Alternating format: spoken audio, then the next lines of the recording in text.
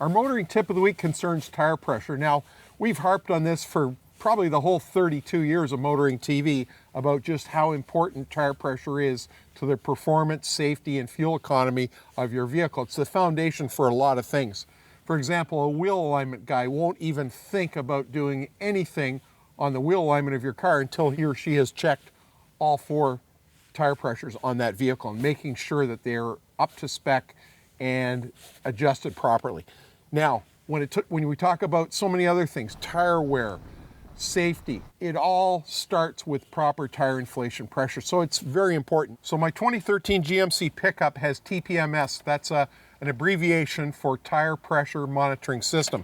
Now, all US vehicles have TPMS, and most or many Canadian vehicles have it as well. And we can thank the Clinton administration in the early 90s for mandating that the automotive industry to come up with a system to alert a driver to underinflated tire or tires.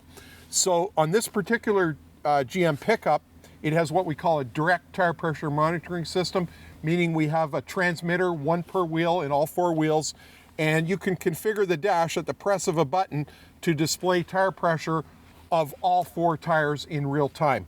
Now, I'm not big on fluff in vehicles, but I love this system because of the safety and performance and longevity implications of tire life, safety of the vehicle, and the performance of the vehicle. So I absolutely love this system. However, as a backup, you still want to have your tire pressure gauge, either the old pencil style like this or the digital tire pressure gauge in your vehicle or at hand somewhere where it's going to prompt you to do that monthly tire pressure check that you really should do.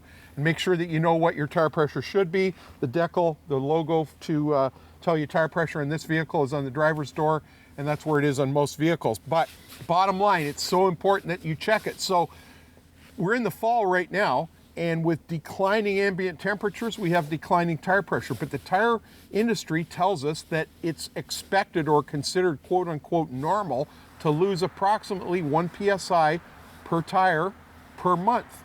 So this is why you need to check it periodically. Also, as ambient drops, for every 5 degrees Celsius that we drop the ambient temperature, we lose 1 PSI. So if you checked your tires in September on a 20 degrees Celsius day and it's 0 now, you've lost 4 PSI.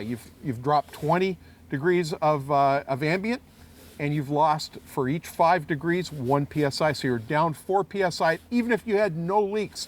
So you must check it periodically and adjust it. Now, if you're getting your car serviced all the time, maybe the service provider is doing that for you. But I like to do it myself, and I would encourage you as a responsible car operator, owner, vehicle maintainer to make sure you're doing it on all your vehicles. That's your motoring tip of the week.